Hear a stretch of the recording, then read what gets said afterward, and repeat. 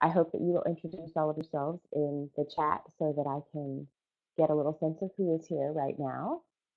My name is Vanessa Dennen, and I'm pleased to be with you this morning to talk about the role that visuals play in communicating the identity and the presence of online instructors.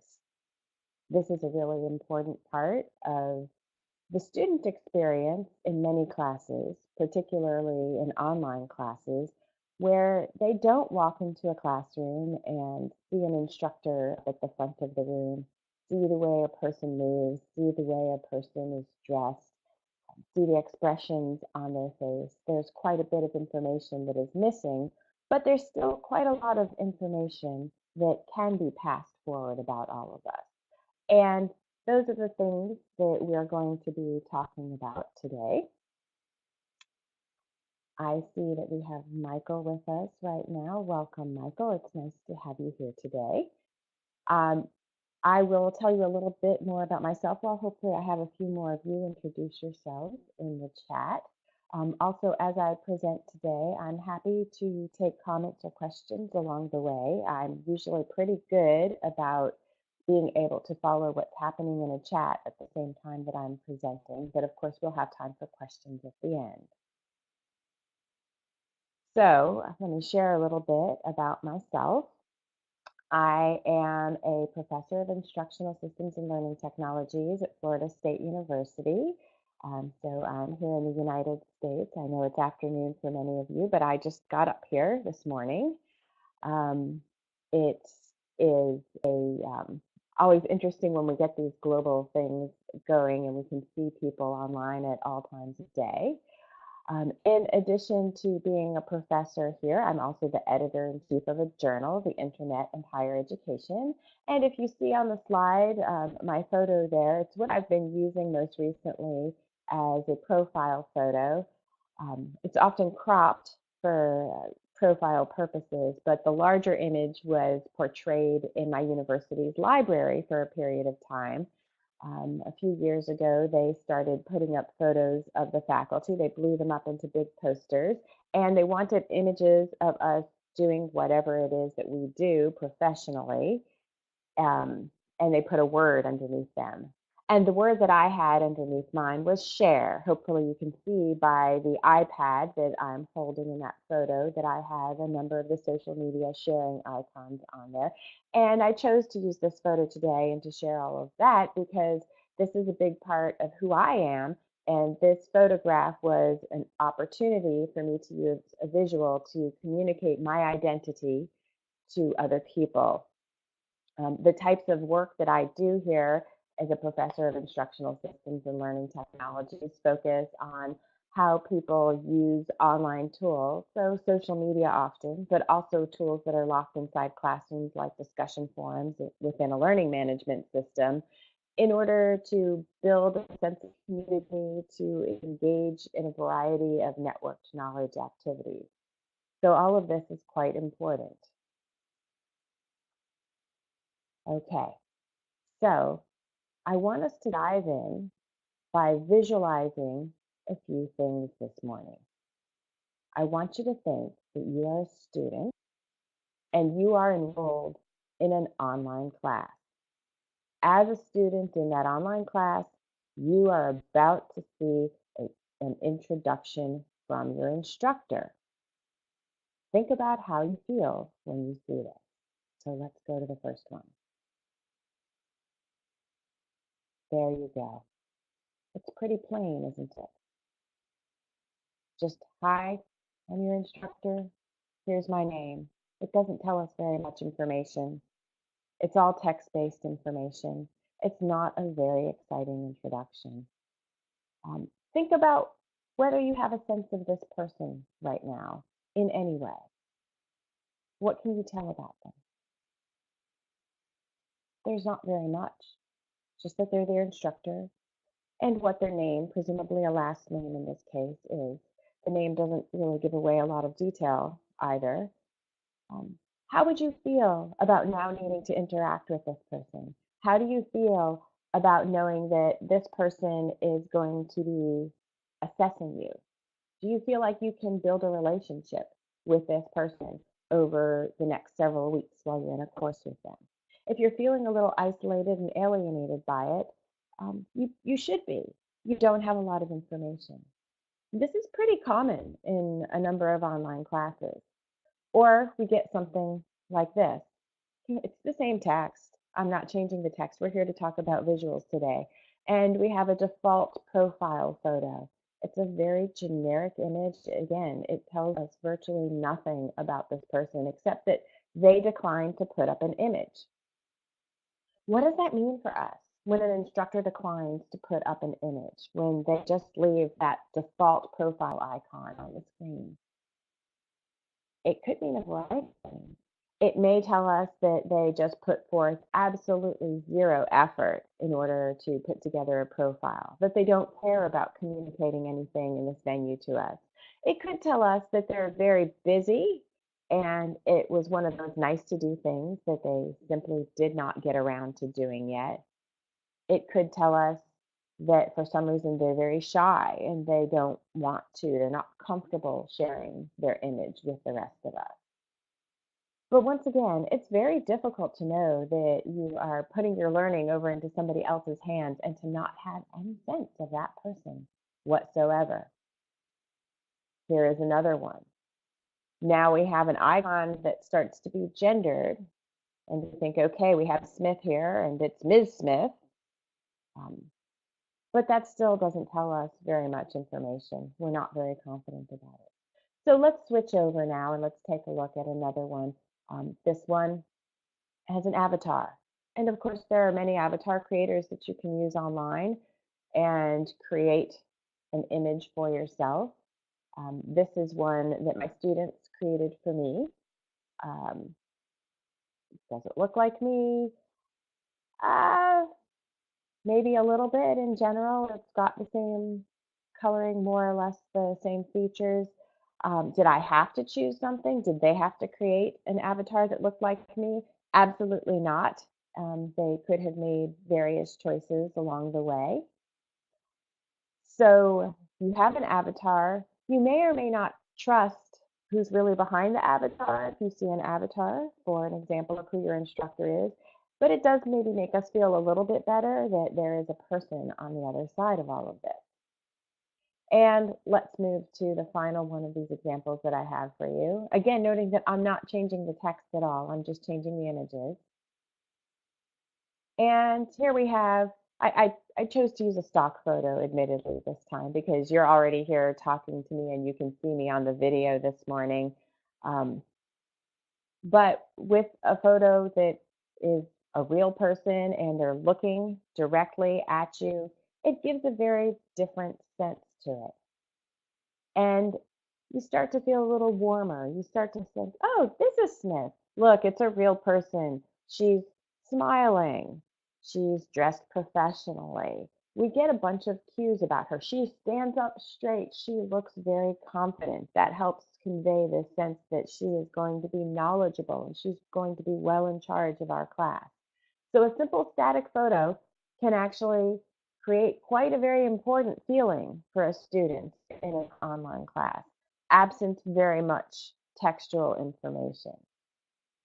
I wanted to start out with this as an example today because I was hoping that you would start to move yourself into that space and think of the experience of a student starting out in a class and where they go with that. I'm going to share with you a few personal stories when I was in the student position and how I felt about these situations. The first one, I'm going to take you into the way, way back. I'm going to take you to the 1980s, which I thought was a very good decade. I was a high school student during the 1980s, and in my high school, there was a class that I needed to take, but my high school did not offer it. So do you know what I did? I took a correspondence course.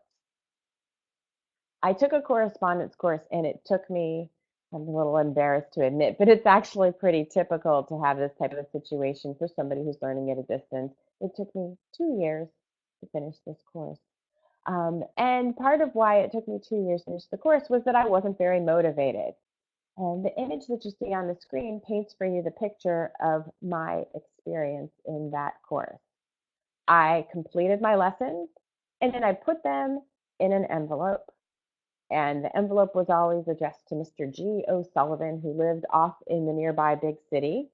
I stuck it in my mailbox and I waited to hear back from him.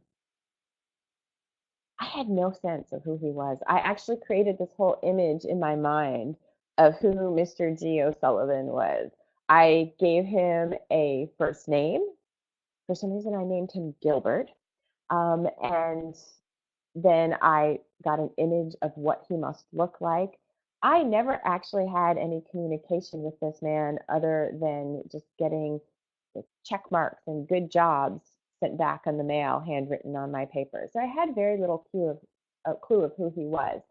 And because of that, I think I had very low attachment to this course. Now, I thought that was a one-off situation and it wasn't going to happen to me again, that I did not plan to take further correspondence courses. But if you flash ahead another decade, I was given an opportunity to participate in a pilot of an online course. This was actually around the year 2000, I think. And I got into that course and I met my instructor. Let me tell you a little bit about my instructor. His name was Mr. Finance. I wish I was kidding you. I'm not. I signed up for the course and they told us that the name of our instructor was Mr. Finance. The profile image that we had of him, nothing. The visual communication that we had about him, nothing. Everything in this course was in the default templates of the course. Mr. Finance added absolutely nothing. So first, of course, it wasn't a real name. It was very difficult to attach to Mr. Finance. It was a course on finance. I communicated with some of the other students in a back channel, and we started to envision that there wasn't actually a Mr. Finance, that there were probably 4, 5, 6 people who were behind the scenes manipulating us, and they hid behind the collective name of Mr. Finance. But we all agreed that it was, again, a very distancing situation for us in that course because we didn't have a sense of who our instructor was. So that brings me to this idea of social presence. And this is an area where I've done a lot of my work, and it's very important, not really just in class situations, although we're talking about classes here, but anytime that people are engaging with in online communication with each other. So social presence, what is our social presence? The core definitions of them vary depending on who you talk to, but it always comes back to this idea that somebody has a sense of being there. We feel they have that affective projection into a space. They have salience or proximity to you, so that when you are sitting in front of a screen, you don't feel that you are entirely alone on that screen. A screen can be a very lonely place for somebody to be sitting, and you can type away and feel that there's nobody there. So at this point, I should say, hi, I see everybody else in the chat who has typed in a message. And thank you so much for introducing yourselves this morning, this afternoon for you. Now I know that you're there and that I'm not just typing away, or I mean, talking away and have nobody here watching. So again, all of these cues are really important to us.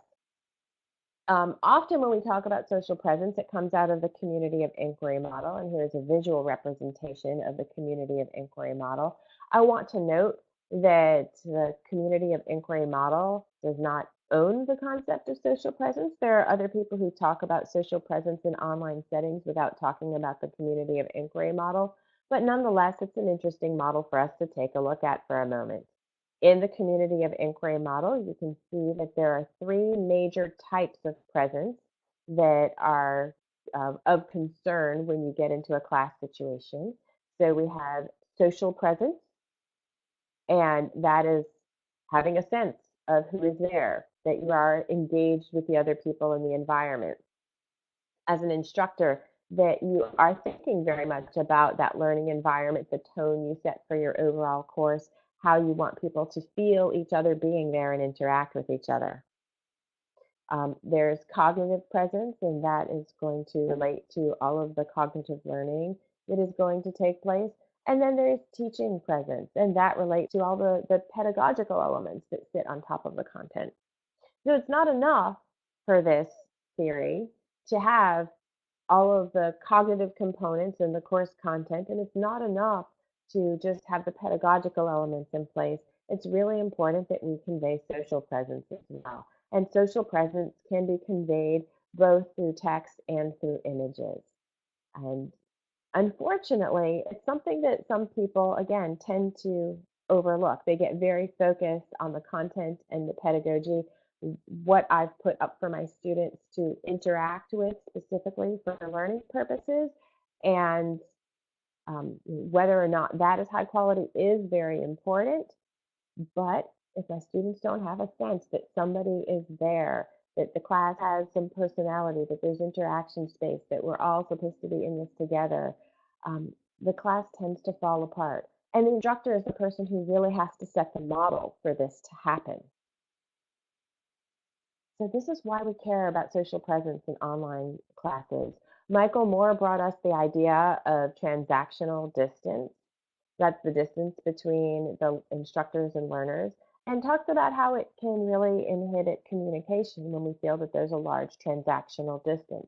So that first example that I gave you of Mr. G. O'Sullivan, I felt that there was a very huge transactional distance between us. I did not feel that I had connected with him in any way in this course. But now I teach a tremendous number of online learners, and I also teach courses on my campus. And this is the really interesting part about all of this. You would think that because I spend time in a physical space with my campus students, that those are the ones who I get to know better. But I often feel that it's my online students who I get to know better because they're sharing so many things with me in this online setting. And I encourage them to do it. I set the model for the class. So when my students arrive, it's not a blank screen. A blank screen is never inviting. I try to give them as many cues to who I am as possible so they have a sense of who is at the front of their classroom and who is in charge and what they might be doing in order to share information about themselves with other people in their classroom. The consequences when we have poor social presence in a class are that people feel isolated, they're not motivated, they have low trust. This becomes important because if you have low trust, you are not as willing to take risks. And a big part of learning is feeling comfortable about taking risks in a classroom setting. That's something we want our learners to do. We want them to be feeling that they can trust the person who they're turning their assignments into, that they know who that person is. I'll go back to one of the stories I told initially with Mr. Finance. I did not feel very good about sending my assignment to Mr. Finance. I didn't trust Mr. Finance. I didn't know who Mr. Finance was. There are so many ways that we communicate our instructor identity within a class, and we start to establish that on day one of the class. It sets the tone for everything.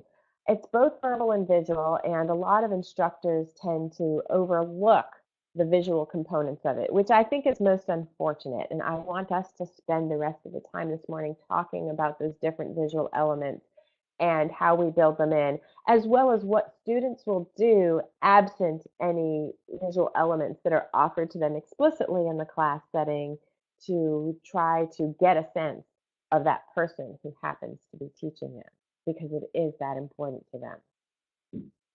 Um, so we start by thinking, if you're going to do this intentionally within a class context, what is that visual identity that you want to communicate to your students? What impression do you want to give them? And then what visuals do you associate with these descriptors? That's going to help determine what you set as a profile image for yourself as an instructor.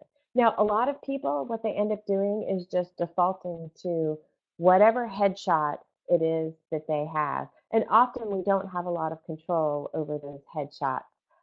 I know if you were to Google me and take a look at my official university web page, I don't have control over that page. Somebody else edits it, and they make a choice about using the official college headshots. I can't stand my photo for the official college headshot. The way that they do those, at least here, is whenever there is a big all faculty meeting, they bring a photographer and they'll say, "Who needs a new headshot? Here, sit down, snap, move. Sit down, snap, move." Um, that's not really a way to get a very attractive photo, one that conveys much about you. It does have the official school colors in the background, and it looks visually pleasing for everybody at the university when they are having a page that displays all of the faculty together and everybody's faces shows up on the same background. But they're often very grim looking photos. We're not smiling. They often tell you, don't smile, just take a serious photo. Look like a professor. What does a professor look like? So I think about this with my classes. Do I want to look smart? How does one look smart? Friendly? I usually want to look friendly and accessible, another word that I have on the screen right now, because I want my students to not be afraid to come talk to me. I'd like to look smart too and respectful. Strict isn't one that I worry about very much, but thinking about these descriptors can help in selecting an image. So now let's take a look at this gallery of profile options again and think about what these different images convey. The first two are those just generic icons, and they don't convey very much at all. The avatar has a very cold expression on her face, and really that's often just a situation of limited expressions that we can choose from in avatar creators. So even if we create an image that's a likeness of ourselves, we might want to think a little bit about what people are going to think about that. Every time I look at this avatar, I think, well, she's quite attractive, but those eyes, they're just piercing right through me. I don't feel quite comfortable with that. Um, the stock photo image that I have, you see, it has that smile. She's in control. Her body language conveys something. I feel pretty good about that. So profile photos, they're important. Now get to the point where I'm going to start to get a little vulnerable myself, and I'm going to share some images. I'm taking everything entirely from my own examples because I don't want to talk about other people. I feel like that would be inappropriate. I leave it to people to make decisions about themselves. So that's why I'll start to put myself and some of my own profiles on display. So what profile photo do you choose? This image you're looking at on the screen, I went into Facebook and I looked at what some of my old profile photos had been, and I've changed them from time to time. Uh, what do these images convey about somebody? If you take a look at the images that are here, there's a very goofy Snapchat selfie over here. I don't think I would use that for a class profile photo. It would be quite inappropriate. Here on platform 9 3/4. Oh, so you learn that I at least somewhat like Harry Potter and find that stuff amusing. What do you make of the scary doll photo? I certainly don't want to use that as a profile. It was put up as a joke, um, entirely as a joke. There's the scary bunny mask photo, again, something I don't want to use. My students created the Superwoman uh, image for me. And I do rather like that image. It's quite fun. I'm not sure it's something that I would want to, again, put online for a class immediately before they got to know me to use as a profile photo. So thinking through all of this, I still want to look professional for them. I see we have a comment about choosing the repeated one that is on there. And yes, that is the one that I end up using for that photo. It's not a selfie. It was taken by a professional photographer. It's the same one that I had on my introduction slide, except you saw it pulled further back, which was actually the image that they took for the poster of me and shows me holding my iPad with all of the share icons. But that's not relevant when it's a profile photo. So I crop it up and I just focus on my face and I leave it right there. But again, thinking through those images and what you're conveying through those images is really important. As I've looked at the images that different faculty choose to use when they have a choice, I do see a lot of the really grim and serious looking ones that are taken by the official school photographers. And while that may be the way you want to portray yourself when it's being published next to your top publication, it may not be the way you want to portray yourself in front of your students. So, here is what my profile looks like in Canvas, the learning management system that we use at my university. I brought this up and thought I would point out it's a very plain profile that they give us. They don't really have a space to share very much, but we do have opportunities on here to share some other details about ourselves. So I am able to provide links to my own website, which will give some more information about who I am if my students choose to follow it. Um, I could have a whole number of visual icons loaded up under contact if I wanted to connect to different social media platforms. It's a choice I make to not do that. I don't want to drive my students directly in and invite them into some of these personal spaces, although I know they may see the public facing parts of my profiles, and that's fine. So now I will shift us over to take a quick look at if they then choose to go and take a look at my personal webpage, this is what they're going to find. And I've made a photo for the top that looks a lot like what I do, even though it doesn't show me.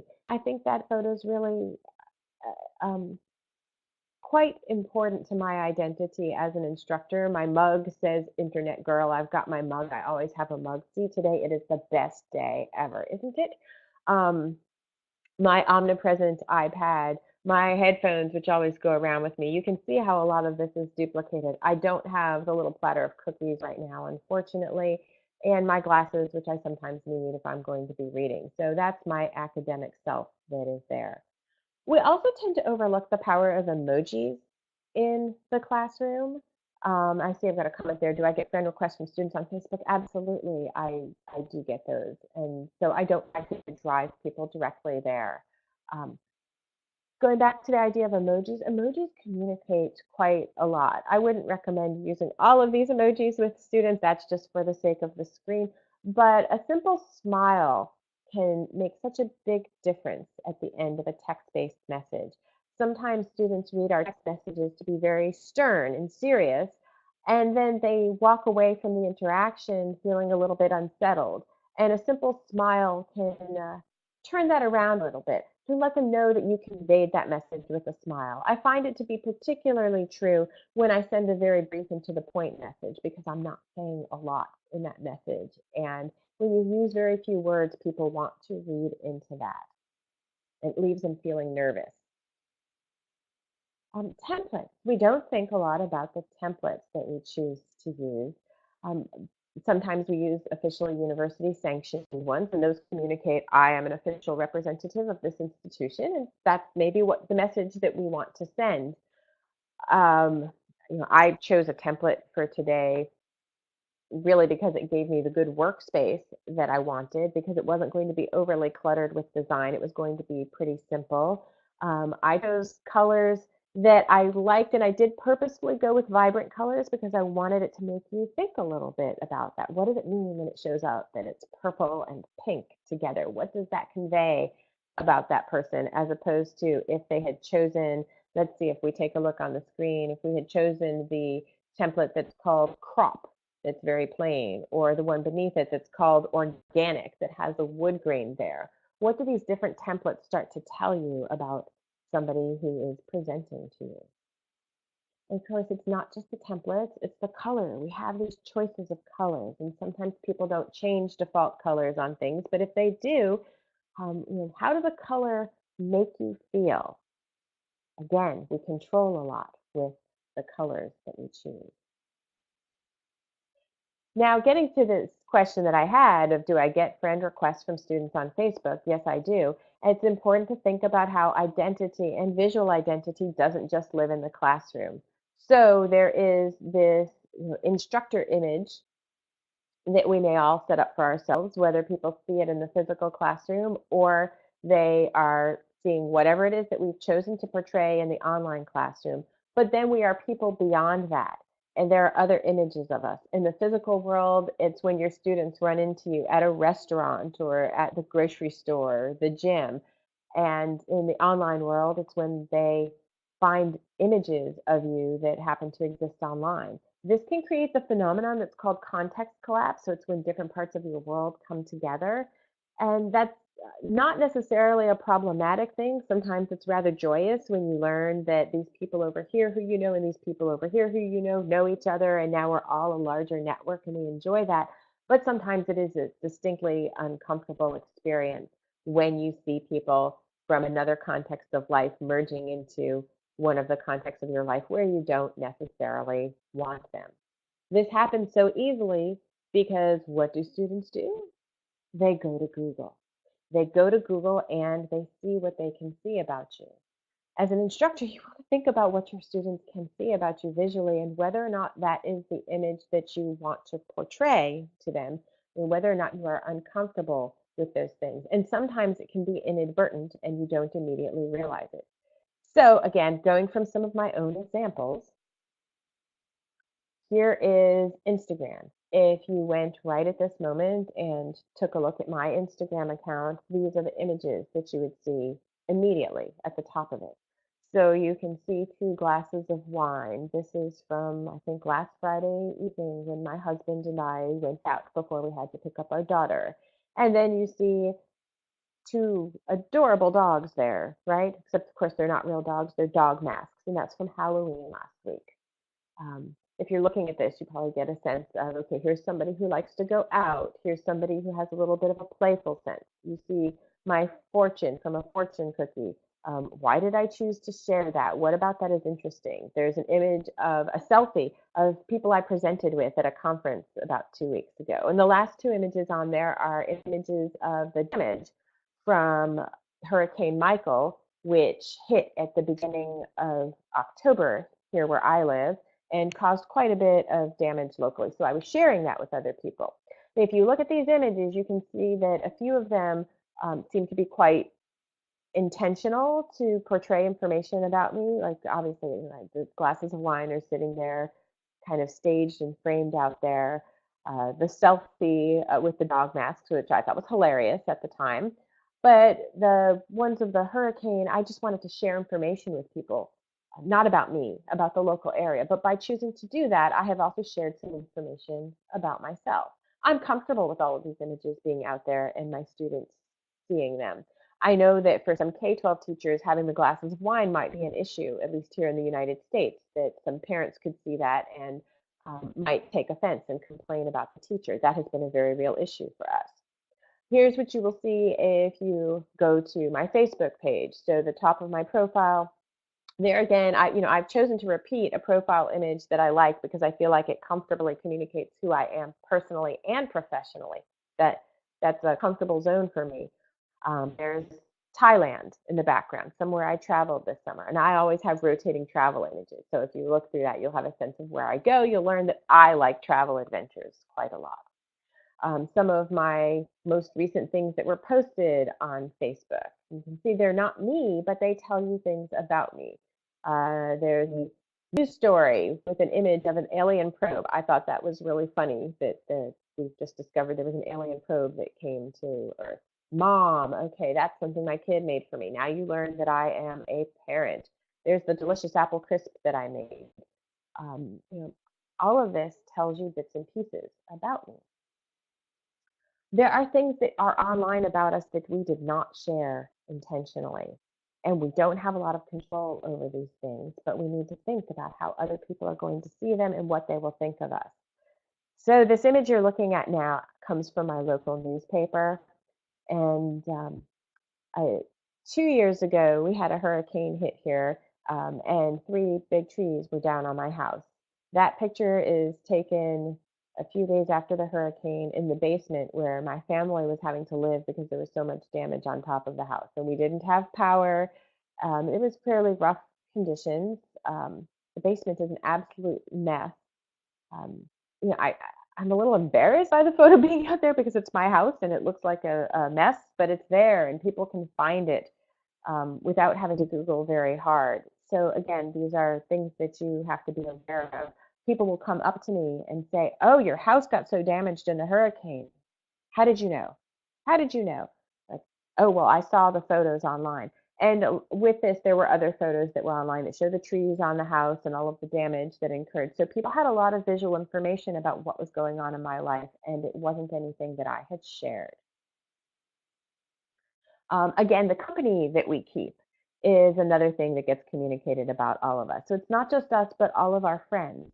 So if you were to go onto Facebook, and again, I didn't want to violate other people's privacy here, so I didn't do that, but I could have grabbed a screenshot of the people who show up at the top of my friends list. And then you would see who I affiliate with and how they have chosen to visually represent themselves. And some of them have political messages up there.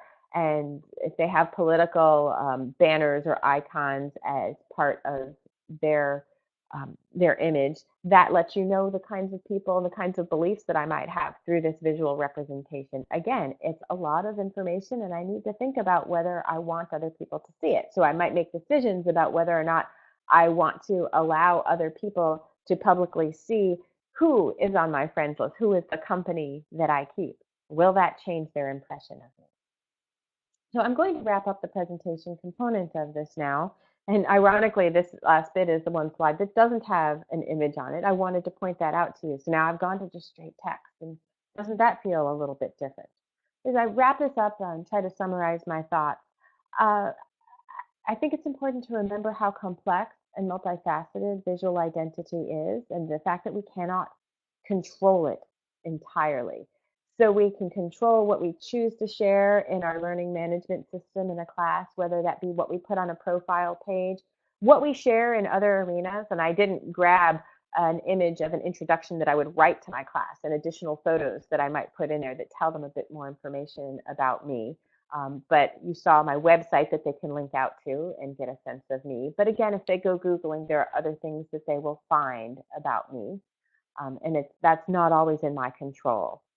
There are actually a lot of photos out there of me like at conferences presenting. There are some from races that I run. There's so much information that you can learn if you really want to probe.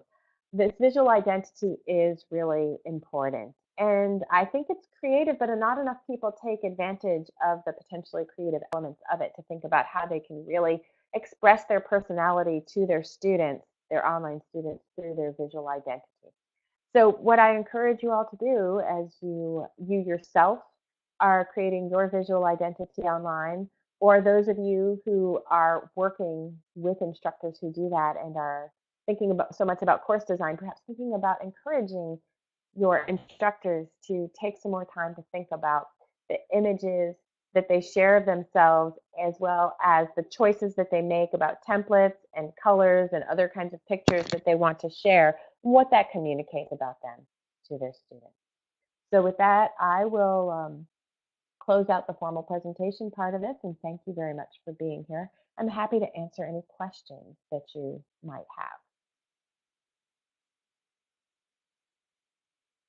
So please go ahead and type in any questions or things that you would like to discuss into the chat. While I give you some time to type, I might talk a little bit more about what Mary has asked here about getting friend requests from students on Facebook. This isn't explicitly about the visual components, but I think it is a very important issue, and I do a lot of research that's in this area. Because of context collapse, because Facebook brings together everybody, it's not a very comfortable space for instructors and students to be coming together. And it's important that instructors take the lead and set their own policies and communicate that to students. Now, I teach graduate students, and I tend to view them as my future colleagues, so I am comfortable with accepting a Facebook friend request from them, but I do not make the Facebook friend request to my students. And because of those friend requests, because I am friends with some of my graduate students on Facebook, I am pretty careful to not on Facebook post things about particular political views. I don't share about religious views. I try to keep away from things that I would not want to be discussing in the classroom with my students. And Eva has asked whether I recommend to have two profiles on the social network, one that's my personal profile or another as a teacher. That's a really good question, Eva. It's a difficult one because I think context collapse has happened for many of us, and it's hard for us to disentangle. I know people who maintain two separate ones. I don't do that. What I tend to do is not share anything online that I would be really uncomfortable having other people see.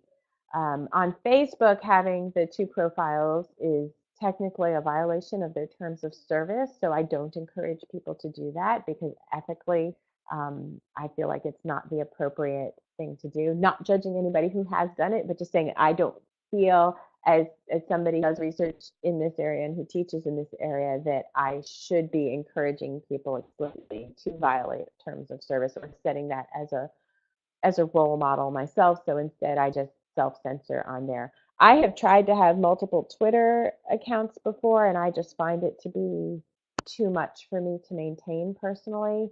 On Instagram, I think a lot more about the public nature of Instagram, that it's this very like all or nothing, and that I don't really control if it's public who sees me. It's not the same as having the friends constraint on Facebook. So I only share things on there that are images that I'm okay with the entire world seeing. Again, I just don't personally have the bandwidth to have a more personal um, and closed off Instagram account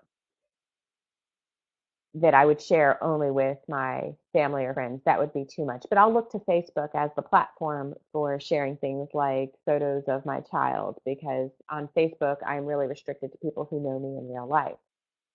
Um, I also personally have made the decision that, like, with my students, because they are graduate students, and I might make different choices if I were teaching undergraduate students, I might want a little more distance between me and my personal life and my students. But because I teach graduate students, and many of them are women who are trying to figure out things like can they or how do they navigate having it all if that's what they want, the so-called, making everything work of having a successful career and having a partner and having children, owning a home, and it's hard to balance all of that. I feel like giving them that window onto my world and seeing some of how I balance it is me just being a role model for them, a role model that I didn't have very much of. So that's something that I really enjoy, that the internet has brought us with all of these possibilities of networking and seeing elements of other people's lives. Because when I was a student, that was all very much closed off. So all you ever saw was the person who showed up physically in your classroom in that moment, and you didn't have any more information about them.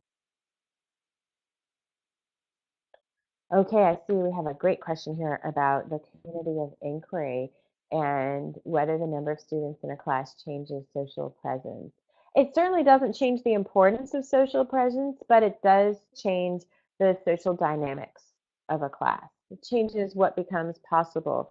Um, I see it happening in my own classes online, even as I get from a class that has, say, 12 to 15 students, which is about the smallest that a university wants to let one of those graduate online classes go, all the way up to where I will get to about 35 or 40 students in my class. But what changes really is the relationship among the students themselves. It's difficult to learn 35, 40 new names. It's difficult to remember 35, 40 new people, and it's difficult to interact with that many people. I do research in classes that get up to 100, 120 students, and typically what happens when the instructor has the desire to reduce the transactional distance as much as possible, what will happen is that the students get broken into smaller subgroups. And so that way they have their own little cohort of students with whom they can build a sense of social presence and interact with. That still leaves the issue of that instructor-student interaction. Uh, but you can still make that work in terms of one to many because as an instructor, the elements that you broadcast out about yourselves, it doesn't really matter if there are 10 or 15 people on the other side, or if it's 100 or 150 or even much more than that. The visual elements and the text elements that you have communicated about yourself, the messages that you broadcast out to your class, the choices that you make. And I didn't get into video here, but video can be a really important element that we use, and it adds that visual part. Sometimes I will stop having everything in text and I will put it on video because I want my students to see me smiling as I say something in an online class.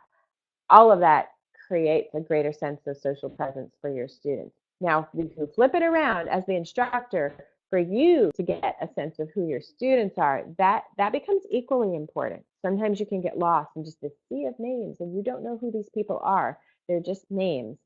So you might ask your students to introduce themselves in a way that includes sharing some visual information about themselves. Ask them to share photos, whatever it is that they are comfortable. I've done things before where I've asked my students to share me an image of themselves, or if they are uncomfortable, actually sharing an image of themselves. And some people do have some valid concerns about that. I have, over the years, had women in my class, for example, who have had stalkers and they're so uncomfortable about having a digital image of themselves out there.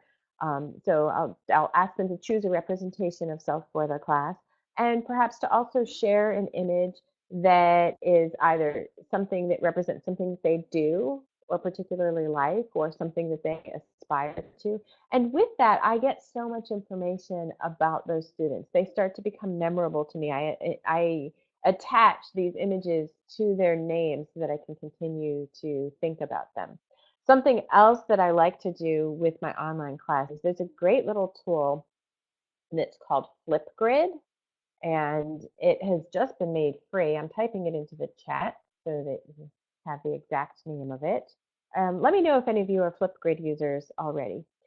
Flipgrid is a video-based discussion tool, and with Flipgrid, you can have your students record short videos. You can constrain them. They can be anywhere from a minute and a half all the way up to 5 minutes long.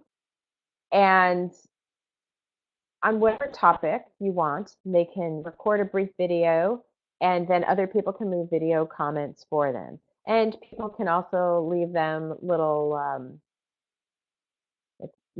likes, favorites. Different versions of Flipgrid have changed over time, from having more options down to fewer options right now that say, hey, I was here and I liked what I saw. It also has a fun element to it that after you record your video, it asks you to take a selfie or take an image that is going to be the thumbnail image that shows on the screen before somebody plays the video. If you take a selfie, they then have a number of stickers that you can draw off from a panel on the side and you can put up on your face. And I thought with my graduate students, I left the selfie option on and I thought, well, it's kind of ridiculous. Nobody's going to do this. They have so much fun with this. They started pulling, took the first person to put one sticker on their image, and the other person came in and put a few more stickers on their image. Then they started posing their selfies intentionally so that they could put particular stickers on there. And they would look like magic photos. They might do something like this, like, and then they would position a sticker right there on their hand of some fuzzy little creature.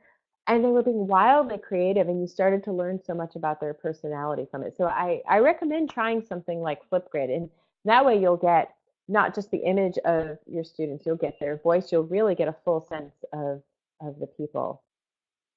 Hey, I see we have another comment. I had a training on creating your own videos for the class, and they advised to be yourself, voice, movements, etc. What do you think? Um, can you say a little bit more about that, Anna, with what they meant by be yourself? In other words, they mean like don't try to like act or be staged or be a news anchor type person, something like that. Um, I have noticed that a lot of instructors feel hesitant about recording their own video, or they will wait until they have the professionals there and they're in the studio and they feel confident that somebody's going to, make me look good. I'll read off the teleprompter somewhere off in the distance. I'm looking straight at the camera while I do that. Everything's perfect. Um, that actually increases the transactional distance, because when you're watching TV, think about your reaction to the news anchors. Do you feel like you can talk to the news anchors, like they're going to reach out of the screen and talk to you? We do feel more comfortable, imperfections and all, when we have that real person who is talking to us on the screen in our videos. So I absolutely agree that it's important to just be yourself. It's also difficult um, to carry through consistently with having some sort of professional voice or professional image on. We are who we are. Even like I get here in front of the video today, and the first thing I tell myself is sit up straight. Okay, I'm sitting up straight. How long did that last? Not that long. I got comfortable. I'm sitting down. You're seeing me. This is the person who I am. Hopefully, although most of you are an ocean away from me, hopefully you're feeling connected to me right now, at least in some way, that you've got a sense of who I am. And yes, it is more believable. It makes it a real person.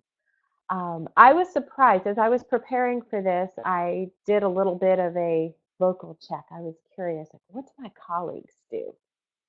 And I looked up not videos in this case, but I looked up my colleagues' personal websites, their personal professional websites, I should say. So not the official one that the university does, but on their webpage where they present themselves professionally.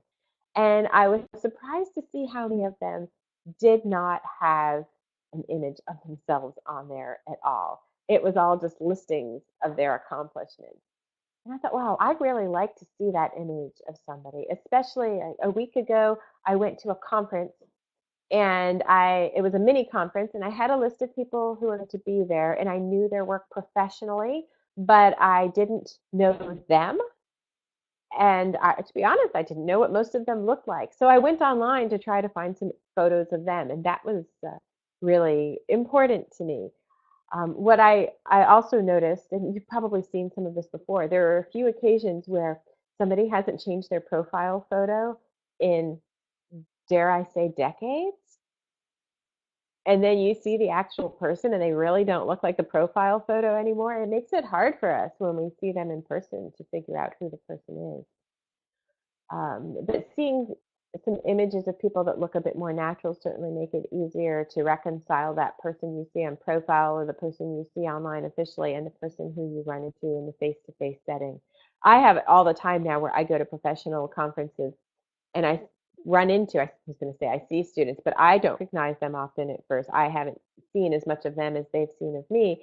And they will come up to me and say, I recognized you from across the room. I saw the way you were smiling. I saw the way you were gesturing. I knew it was you. And now I read your name tag. And of course it is you. So that is a very powerful communication. Okay, Michael, so you're asking about my technical setup. You want to know what I'm doing right now today? I am on a MacBook Pro. This is the camera that is my standard webcam for the MacBook Pro. Do I have extra lighting? Yes, I do have some extra lighting because I decided I'm at home. It's morning here. I was not mobilized enough to get myself up and out to the office, and I typically work from home on Wednesdays anyway. So I decided that I would position myself here in my dining room with just the curtains in the background. Full disclosure, part of that is because if I sat angled to another direction, you would have seen that my husband, who's also a professor and working from home today, came home partway through this. So I didn't want you to see that happening. If I positioned in another direction, you would have seen the sideboard, which everybody has piled up a bunch of junk on. So I didn't want to communicate that to you. So I'm in this direction with the window behind me. That caused a backlighting situation, and if I did not have additional light on, it would be very dark. I have an overhead light that's on, just the natural lighting that was in the room. It's not sufficient for the video, but it does help fill in some of the shadows. I have a side light that is right over here. It's not too far to the side. If I move it too far to the side, I do start to get some ghastly shadows, and it is coming right in on my face. It actually has different levels, so here, I'll play with it for you. I can turn it off. Now, again, I have an overhead light coming in right now, but it's really not strong enough overhead light, and you can see the effects of the backlighting. So I'll turn this on the first level, to the second level, and then to the third level, which is where I have been at for the entirety of this presentation. So that's my technical setup. I highly recommend that everybody who is going to be on a webcam get themselves some good lights. Preferably the light that I have is one that does natural light. that you can move around because it will help you can see this is a much better effect than if I had just gone with the natural lighting that that is in the room. It makes a big difference. For that matter, it's also you can't always get these things perfectly when we're working on a webcam, but it is good to think a little bit about the angle that you're at and whether you're sufficiently in the screen. What's the height of the table that you have? There's some tables that I've sat at before where I've needed to stack a few books under my laptop to get it up higher, so I don't look like this. Isn't it kind of annoying when you have a video or you're sitting on a video conference with somebody and their screen looks like this? I always find it hard to watch. I'm waiting for something to drop in off the top of their heads because there's so much space there. And of course, that's what happens in a movie if something is framed in this way, that space indicates that there's some action that's about to happen. I actually had a student in a face-to-face class tell me yesterday we were using Flipgrid for something in that class, and she really didn't want to be on camera. And she was telling me about another class where she had to be on camera, and she said she just went in like this because she couldn't bear for anybody to see the background, and she was just going to show like get in so close that it was just her mouth that you could see or just her eyes that you could see. And that can be a little disconcerting. You don't want somebody who's too close to the camera. That gets really overbearing. In fact, I just horrified myself when I went in that close to the camera. Um, Sorry about that. Are there any other questions at this point? I see that somebody is typing right now. Ah, exactly. Yeah. So it's not a perfect setup, but I don't worry about perfection either. I just try to get it to be good enough because this is us. We're not in the studio. We're real people. We're doing our real everyday things, and I think it's really important that we are sharing with other people just how real we are. That we are breaking down that transactional distance and able to truly use this technology, whether it's for learning or for other purposes to create strong connections with other people. And so, for a closing thought on all of this, I will offer up because this is something that we do not do very well in education settings, but go take a look at those really successful video bloggers on YouTube.